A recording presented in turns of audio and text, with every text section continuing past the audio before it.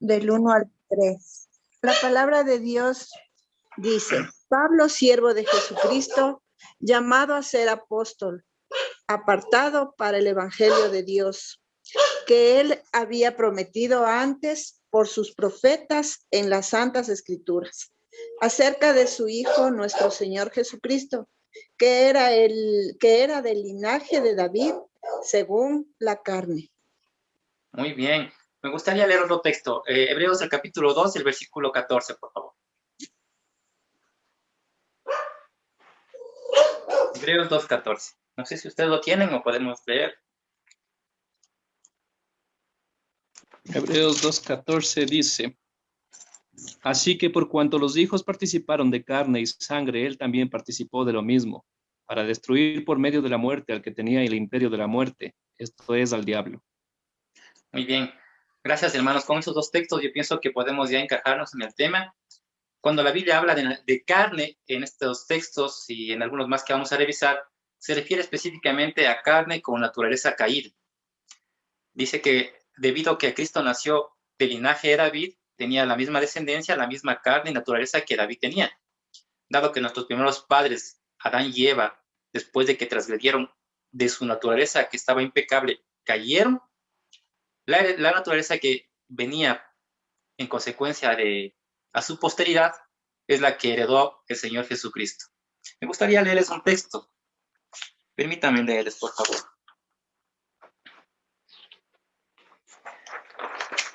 Después de la caída, el Señor Jesús, a través de la inspiración en el libro Patriarcas y Profetas, en la página 40, dice lo siguiente: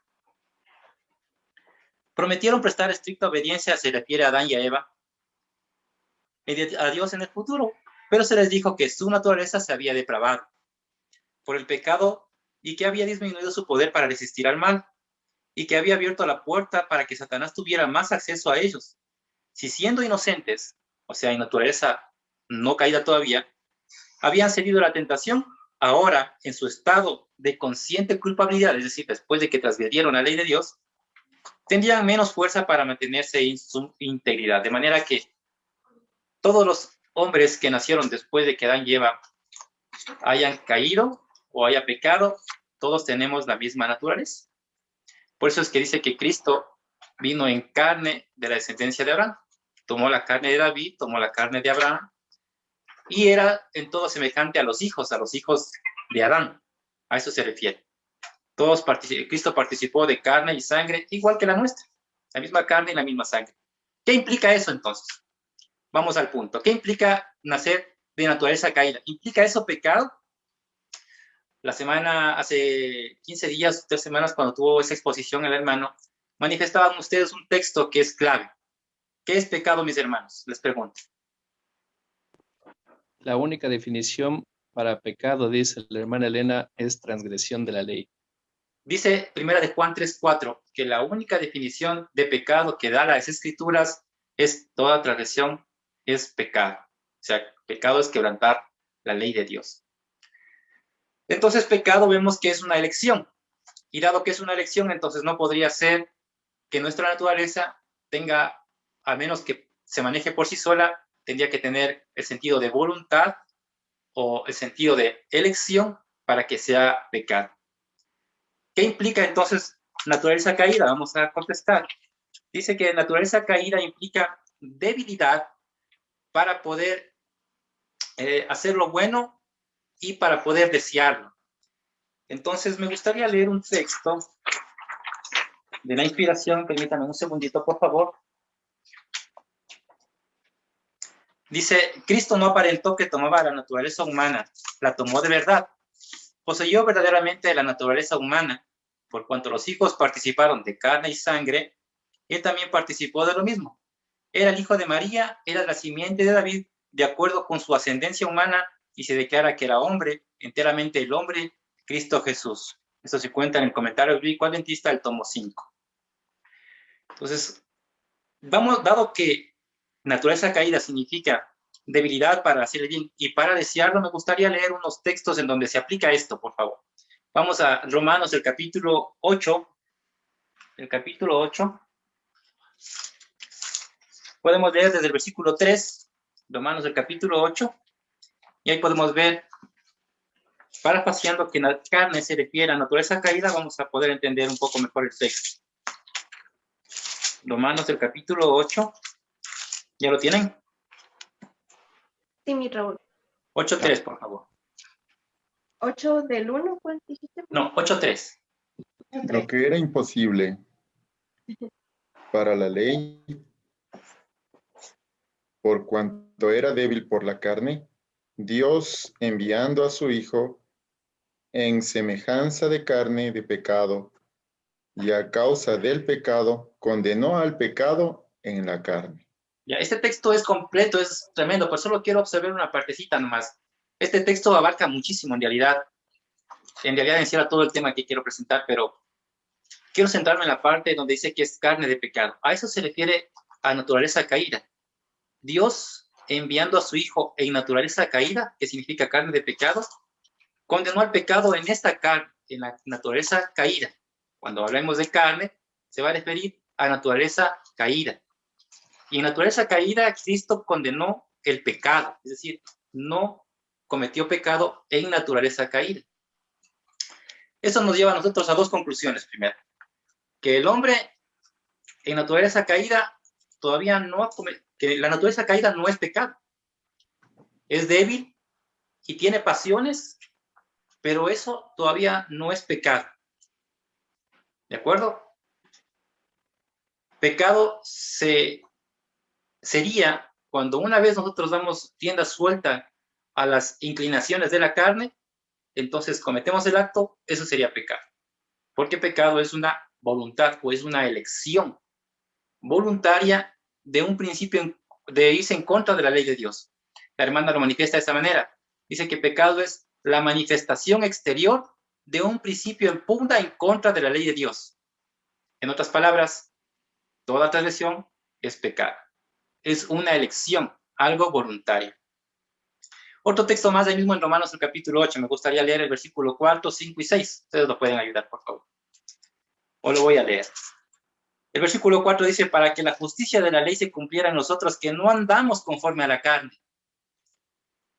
Entonces aquí, carne se refiere a la naturaleza caída, pero también tenemos que entender que en la Escritura, carne también se va a referir a carnal. No es lo mismo naturaleza caída que carnal. ¿De acuerdo? Estoy poniendo estos puntos para que cuando podamos entender la Escritura, cuando leamos en nuestro estudio personal, queden estos conceptos claros y poder apreciar un poco mejor el plan de salvación. El versículo 5 dice, los que son de la carne piensan en las cosas de la carne, pero los que son del Espíritu en las cosas del Espíritu. El ocuparse de la carne es muerte, pero el ocuparse de la vida es paz. El ocuparse del Espíritu es vida y paz, perdón. Entonces, me gustaría definir dos puntos, entonces. Una cosa en la que en naturaleza caída hay los deseos de la carne, que manifiesta el texto. Me gustaría leer un texto para que vean eso, por favor. Primera de Juan, el capítulo 2, el versículo 16. Vamos a ustedes ver carne, pero ya ahora con deseos. Vamos a la primera de Juan, el capítulo 2, el versículo 16. Primera de Juan 2, 16. Hay una pregunta, parece. ¿Una pregunta? Sí, de Mari. Está levantando la mano. No la veo, pero lo puedo hacer con todo gusto. Sí, hermanito, disculpe. Justo al tema que iba usted a tratar, le iba a preguntar. Quisiera, por favor, que me explicara o me detalle, por favor, cuando nosotros pensamos y tenemos un deseo, también lo consideramos como pecado, ¿no es cierto? Porque ya lo sentimos en la mente y luego se va al corazón y tal vez luego se vuelve un acto, porque yo estoy entendiendo que el pecado es de la carne. Entonces, quisiera que me explique un poco más acerca de ese tema. Ya, perfecto. Muchas gracias. Entonces, vamos a ir a sus textos. Un poquito más adelante lo voy a topar. Quisiera ir en secuencia, sin embargo, le voy a dar un adelanto. La naturaleza en la que nosotros estamos, esta carne que se envejece con el tiempo, esta naturaleza caída con la que nacemos nosotros, todos los seres humanos, nace, no es pecado. Tener esta naturaleza no es pecado, dado que Cristo tomó la misma naturaleza que nosotros tenemos y nunca pecó. Pecado es cuando uno voluntariamente decide irse en contra de la ley de Dios. Pero para irse voluntariamente en contra de la ley de Dios tiene que haber algunos preámbulos, ¿cierto? Tiene que haber primero conocimiento para que usted pueda dar una correcta elección y tiene que haber también decisión. Usted tiene que decidir si se va o no en contra de ese conocimiento. Eso espero nos quede un poquito más claro más adelante, ¿ya? Yo quería definir Primera de Juan, el capítulo 2, el verso 16, en donde dice lo siguiente: nada de lo que hay en el mundo, los deseos de la carne, los deseos de los ojos y la vanagloria de la vida proviene del Padre, sino del mundo. De manera que esta naturaleza caída sí conlleva deseos. Esta naturaleza caída sí tiene pasiones. Como es débil, tiene no solamente una carga genética, sino también algunas cosas que hemos cultivado. Y esto nos lleva a nosotros a ponernos siempre, constantemente, en contra de la ley de Dios, ¿no es cierto? Y otro texto más que me gustaría leer se encuentra en Gálatas, el capítulo 5, el verso 16. Dice lo siguiente: andad en el Espíritu y no satisfagas los deseos de la carne. Entonces, vamos a dividir: satisfacer los deseos de la carne y los deseos de la carne. Los deseos de la carne entrarían en la categoría de tentación. ¿De acuerdo? Esto para la hermanita la amiga que nos preguntó. Entonces, los deseos de la carne, las inclinaciones, las pasiones, el deseo de hacer algo que nos satisface y que sabemos que está mal, que está en contra de la ley de Dios, eso se llama deseos de la carne, pero todavía no es pecado si es que no hemos cedido o no hemos consentido en dar rienda suelta a este tipo de deseos. El que la carne o en el interior me lleve fuertemente o me jale fuertemente a hacer algo que está en contra de la ley de Dios, no es pecado todavía. Pecado, de manera que los deseos de la carne entrarían en la categoría de tentación. Y las obras de la carne, según Gálatas, el capítulo 5, las obras de la carne, esas ya entran en la categoría de pecado. Hemos dado rienda suelta a los deseos y hemos satisfecho los deseos de la carne. Es decir, hemos hecho obras de la carne. Por ejemplo, vamos a leer Gálatas, el capítulo 5, el versículo 17, por favor, y 18. Gálatas 5, 17 y 18. La palabra de Dios dice, 5, 17 y 18. Porque el deseo de la carne es contra el espíritu, y el del espíritu es contra la carne, y estos se oponen entre sí, para que no hagáis lo que queráis. Pero si sois guiados por el espíritu, no estáis bajo la ley. O el 19 también, por favor, para saber cuáles son los deseos de la carne. Manifiestas son las obras de la carne, que son adulterio, fornicación, inmundicia, lujuria, idolatría, hechicería, enemistades, pleitos, celos, iras, contiendas, divisiones, herejías, envidias, homicidios. Muchas gracias, Karencita. El texto comienza diciendo los deseos de la carne o las obras de la carne. El verso 19. El verso 19 dice las obras de la carne. Ya no entra en categoría de tentación, entra en categoría de pecado. Eso ya es pecado. Las obras es la acción que hemos cometido. Es el dar rienda suelta a los deseos que nuestra naturaleza tiene. ¿Me entienden? ¿Estamos hasta ahí? Perfecto. Entonces, quisiera leer algunas recomendaciones de los textos de la Biblia que nos dice, por ejemplo, que no satisfagamos los deseos de la carne. Veamos a ver, por favor. Romanos 13, 14. Romanos 13, 14. Otra persona que me puede ayudar con Mateo 26, 41. Esos dos textos pienso que podemos toparlos.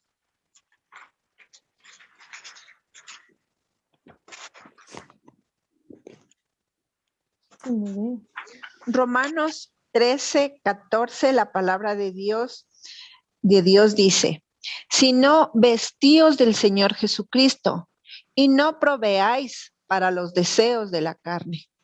Ah, perfecto. Entonces, de manera que un hombre puede sujetar los deseos de la carne y no necesariamente tiene que, en esta naturaleza caída, tiene que pecar. No necesariamente, aun cuando nos ha pasado, ¿no es cierto? Muchas veces hemos hecho el mal, hemos caído, hemos herido la tentación. Pero no necesariamente tiene que suceder así. Podemos sujetar esa tentación. Podemos resistir esa tentación. Y lo podemos resistir en esta naturaleza caída. Me gustaría también, además, notar que la naturaleza caída que tiene deseos o es sinónimo de deseos implica debilidad y por nosotros mismos no podríamos resistir a sus deseos, ni tendríamos la voluntad de resistirlos. Pero por la gracia de Cristo podemos resistir a ambas cosas y podemos vencer toda tentación. Entonces, hasta aquí hemos visto qué implica naturaleza caída. Hemos visto que es débil, que no se puede, de acuerdo a un texto del Espíritu de Profecía, que no se puede sujetar a la ley de Dios.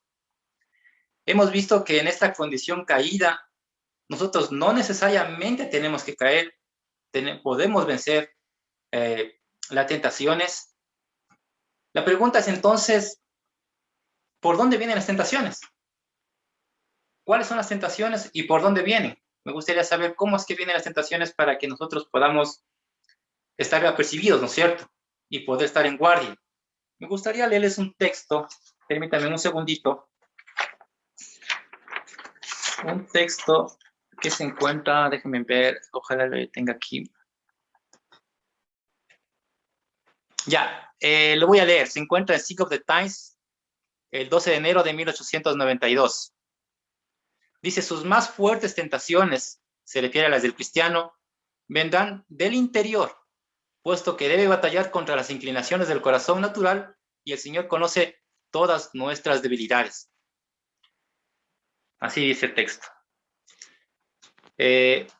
Entonces, si eso dice el texto, que somos tentados desde aquí adentro, entonces, debido a nuestra debilidad y debido a nuestra inclinación que tenemos en nuestra naturaleza con la que nacemos, finalmente ustedes y yo decidimos dar rienda suelta a estos deseos, a este llamado que tenemos en nuestra naturaleza, en nuestra vida, en nuestro cuerpo, y finalmente terminamos cediendo a la tentación. Llámese esto adulterio, llámese esto fornicación, llámese esto idolatría, llámese esto deshonrar a nuestros padres, mentir, hechicería, tantas cosas que manifiestan que son las obras de la carne, ¿no es cierto? Entonces, me gustaría leer un texto, por favor. Santiago, vamos ahora a un texto un poco complicado que se me hizo a mí un poco difícil entenderlo al principio. Santiago, el capítulo 1, por favor. El versículo 14 y en el 15 está la respuesta de la hermanita que esperaba. Pero son juntos y yo quisiera dividirlos por un momento por cuestión de enseñanza nada más. Santiago 1, el versículo 14. ¿Alguien ya lo tiene? Sí, la palabra de Dios dice lo siguiente. Santiago 1, capítulo 14 dice. Santiago capítulo 1, versículo 14. Sí, sino que cada uno es tentado cuando de su propia concupiscencia es atraído y seducido. ¿Y el próximo cuál era? El 15, el siguiente. Ya. Entonces, la concupiscencia, después que ha concebido, da a luz el pecado. Y el pecado, siendo consumado, da a luz la muerte. La muerte. Muchas gracias, mi hermanita. Pues quisiera detenerme en el versículo 14. Dice que cada uno es tentado de acuerdo a sus propias concupiscencias. No sé si alguien más tiene otra versión en vez de concupiscencias. No sé si alguien de los que estamos presentes tiene alguna otra versión en vez de concupiscencias. Yo tengo, Raulito. Dígame, hermana, ¿qué dice? A ver, dice, pero cada uno es tentado cuando es arrastrado y seducido por su propia pasión. Muchas gracias. La Entonces, muy amable, gracias. Entonces vemos que las tentaciones vienen por nuestra pasión, ¿no es cierto? Concupiscencia se refiere a pasiones. Y las pasiones vienen en la carga de la naturaleza caída, ¿no es cierto? Estamos hasta ahí, ¿no es cierto? Estamos en armonía con eso, porque por eso habíamos dicho qué conlleva y qué implica la naturaleza caída. Las pasiones están en nuestra naturaleza caída. Y no solamente en la caída, les cuento. Me gustaría leer un texto que habla acerca de Adán antes de la caída. Permítanme un ratito, por favor, a ver si lo encuentro. A ver si lo encuentro. Adán antes de la caída. Espérenme un segundito.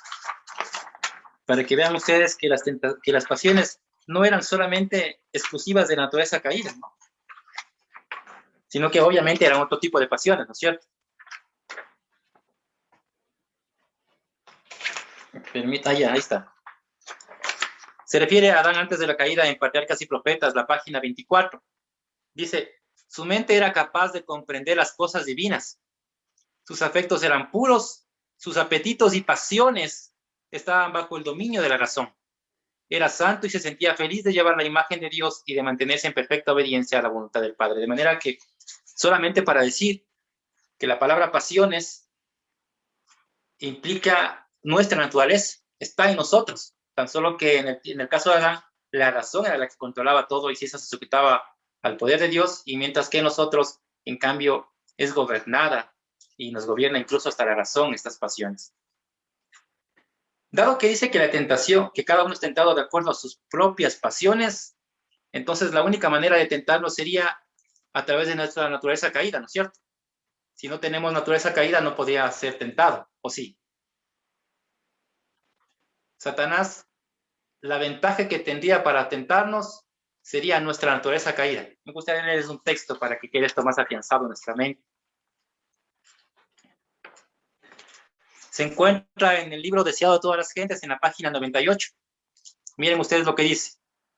En nuestra propia fortaleza nos es imposible negarnos a los clamores de nuestra naturaleza caída.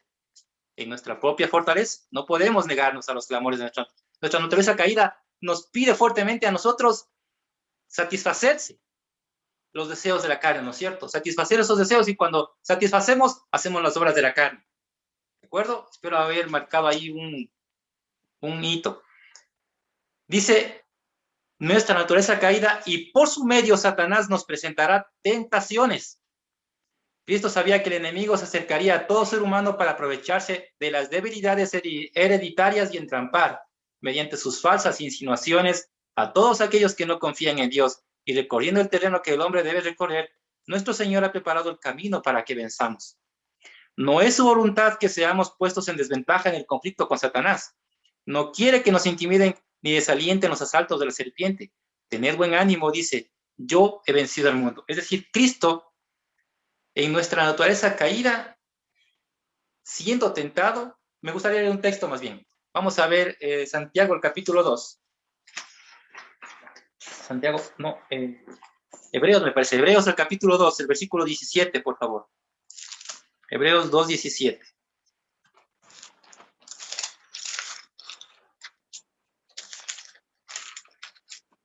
No sé si ya lo tienen. Hebreos 2, 17.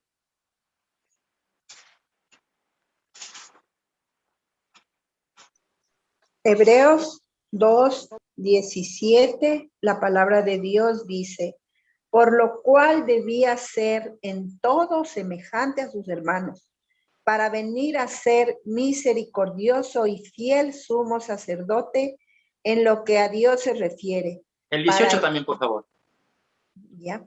Para expiar los pecados del pueblo, pues en cuanto él mismo padeció siendo tentado, es poderoso para socorrer a los que son tentados. Muy bien, entonces, Cristo fue tentado en todo. Hay un texto en donde dice que Cristo fue tentado en todo, pero sin pecado. ¿No es cierto? Entonces, ¿Cristo fue tentado o no en este texto? Cristo fue tentado, participó de las tentaciones, pero las tentaciones no son pecado. Las tentaciones vienen por nuestra naturaleza caída. Satanás se aprovecha de la debilidad de nuestra naturaleza caída, de las pasiones de nuestra naturaleza caída para tentarnos. Pero las tentaciones no es pecado. Cristo fue tentado en todo como nosotros, pero sin pecado, dice la Biblia. Pero esta semana estaba conversando yo y resulta que nació una inquietud. Resulta que Cristo tenía una naturaleza caída como la nuestra, pero él era espiritual, no carnal. Es decir, él andaba en el espíritu y no satisfacía los deseos de la carne, mientras que nosotros andamos en la carne, somos naturaleza caída y satisfacemos los deseos de la carne, es decir, somos carnales. Tenemos naturaleza caída y además tenemos una naturaleza caída que se complace o que la complacemos dándole gusto a la carne. ¿Me entienden más o menos la diferencia? Hermanos, espero que me entiendan la diferencia. Cristo estuvo en la naturaleza caída, estábamos conversando, estuvo en la naturaleza caída, pero él anduvo todo el tiempo como un hombre nuevo, nacido de nuevo, así vamos a decir, un hombre convertido. Mientras que el hombre normal, o el hombre carnal, o el hombre común que no nace de nuevo, está en naturaleza caída y como tal no tiene poder para resistir la tentación y siempre termina cayendo. La tentación hemos visto que no es pecado. Me gustaría leer un texto más que se encuentra en Mensajes Selectos. ¿Sí? Raulito, yo quiero hacer un comentario para ver si es que estoy bien, ¿no? Sí, claro. Nuestro Señor Jesús sí fue tentado siempre, pero como Él andaba todo el tiempo de la mano de su Padre, Él todo el tiempo estaba en oración, todo el tiempo le estaba pidiendo ayuda a Dios, que lo ayude a pasar esas tentaciones. Entonces, yo pienso que esa es la diferencia, porque cuando uno puede ser tentado, cuando se aleja de Dios, cuando está pensando en otras cosas y no pone en primer lugar la oración, la comunión, o no recuerda los capítulos, versículos, cosas que están en la Biblia cuando va a tomar una decisión, en vez de irse a la historia tal vez de nuestros profetas y pensar en eso y tomar una decisión. La podemos tomar sin pensar en la palabra de Dios, entonces fácilmente ahí podemos caer. Esa pienso yo que era la situación de nuestro Señor Jesús, era que Él siempre estuvo agarrado de su Padre. Ya. Eso. Interesante la acotación, muchas gracias. La diferencia entre Cristo y nosotros es que Cristo siempre, como dice la hermana, estuvo sujetado de su Padre. Siempre negó su voluntad.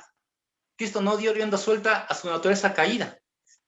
Dice que aun cuando tenía fuerte pugna dentro de él, la naturaleza caída por hacer su voluntad, por salir a flote, Cristo se negó a sí mismo y dijo, lo que agrada al Padre, eso hago. Yo no hago mi voluntad, sino la voluntad del que me envió. Eso decía. Entonces, era una cuestión de elección, una cuestión de estar en comunión con Cristo, como dice la hermana, y a través de la comunión o de la fe en su Padre, recibió un poder de lo alto, el cual permitía que se sujetaba toda esta naturaleza caída, la gobernaba. Entonces, es decir, la naturaleza caída ya no controlaba la razón, sino como al principio, con Adán, la razón controla ahora la naturaleza caída, pero esta razón controlada por, o mejor dicho, sujeta al Señor Jesús o a su Padre. A esto se le conoce como nacimiento nuevo, hermano.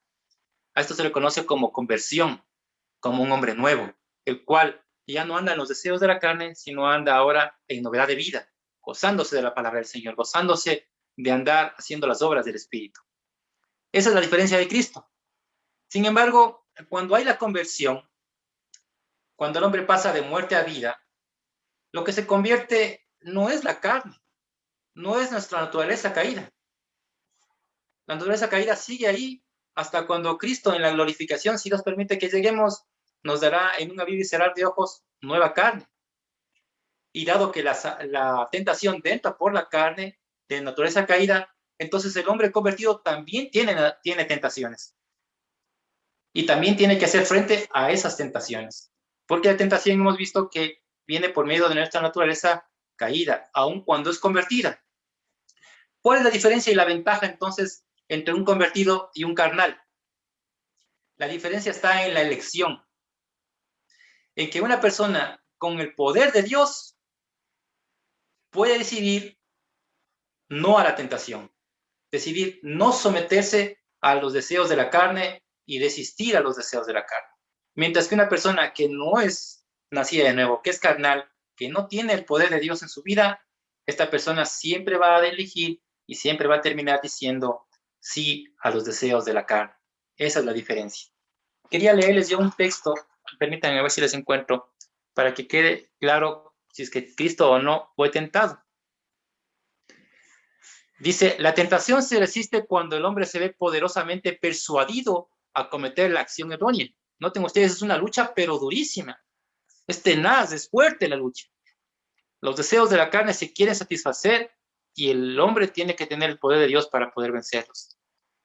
Les vuelvo a leer, dice, la tentación se resiste cuando el hombre se ve poderosamente persuadido a cometer la acción errónea y sabiendo que él puede cometerla, desiste por la fe, aferrándose firmemente al poder divino. Esa fue la prueba por la cual Cristo pasó. Él asumió la naturaleza humana con sus debilidades, con todos sus riesgos, con todas sus tentaciones, y fue tentado en todo según nuestra semejanza, según Mensajes Selectos, el tomo 3, la página 149.